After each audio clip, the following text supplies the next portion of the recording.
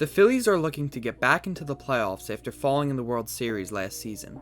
They are doing okay this season, but if they want to get back into the postseason, they will need to make a couple moves at the upcoming MLB trade deadline. Before we begin the video, drop a like so I know you guys like this type of content, as well as subscribe so you stay up to date with all things Philly sports. If you subscribed, leave a comment saying you did so I can reply giving my support. The first trade target I want to get into is first baseman Paul Goldschmidt of the St. Louis Cardinals. Goldschmidt has had a solid year, hitting .286 with 13 home runs and an .862 OPS in 75 games. The Cardinals have been awful this year and are currently in last place in the NL Central. It looks like they are going to be sellers at the deadline, and that could mean the Phillies will look to potentially trade for him. The Phillies want to keep top prospect Andrew Painter by all means, so they would have to try to get a deal done without him being a part of it.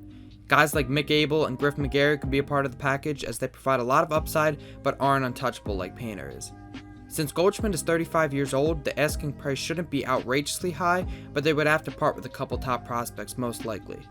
The reason for trading for Paul Goldschmidt is to solve the first base issue. Rhys Hoskins is out with his injury until at least October, so for the time being, the Phillies have had starting lineups with either Cody Clemens in at first or Alec Bowman at first and Edmundo Sosa in at third. Adding Goldschmidt would allow you to move both Clemens and Sosa to the bench full time and give you a lot of offense in the middle of the order. The next target on my list is Dylan Cease. Cease, the ace of the Chicago White Sox, has done an alright year in 2023. He has a 4.22 ERA and a 1.32 WHIP in 85 1/3 innings pitched this season. Trading for a guy like Dylan Cease would be extremely hard to get. He is 27 years old, so the cost will be higher than what it would be for a guy like Goldschmidt. The White Sox would almost definitely want Andrew Painter to return, so they might have to avoid looking into deals for Cease.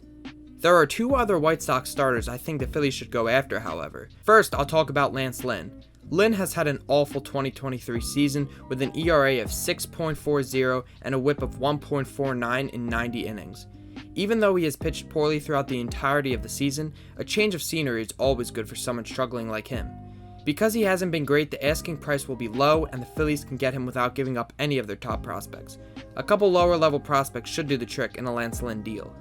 If the Phillies don't want to go after Lance Lynn, they might look to another Chicago White Sox starter in Lucas Giolito. Giolito has pitched a lot better than he did in 2022. This season he is 5-5 with a 3.41 ERA and a WHIP of 1.20 in 92 1/3 innings. Giolito would fill in great in the Phillies rotation and would not cost as much as Cease in my opinion. They should be able to get him without giving up too much. Another starting pitcher the Phillies could go after is Kyle Freeland.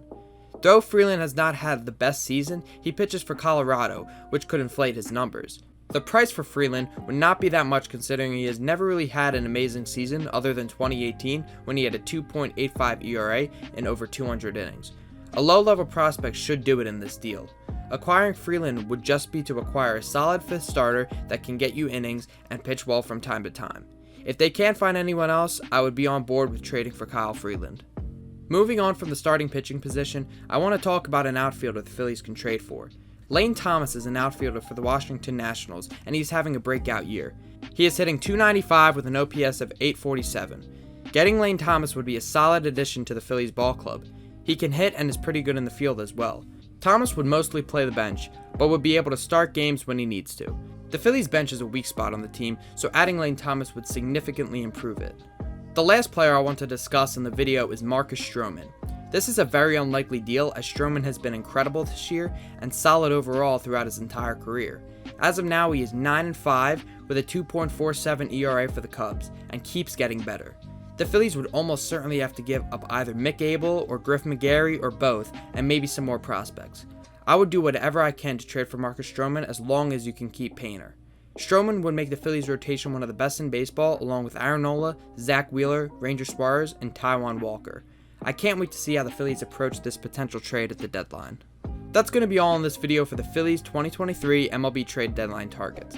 Make sure to like the video and subscribe so you stay up to date with all things Philly sports. If you just subscribed, leave a comment saying you did and I will be sure to give a reply. Let me know what prospects you guys want to see on the prospect breakdowns and what other videos you guys want to see in general. That is all I have for now, and I will see you guys in the next video.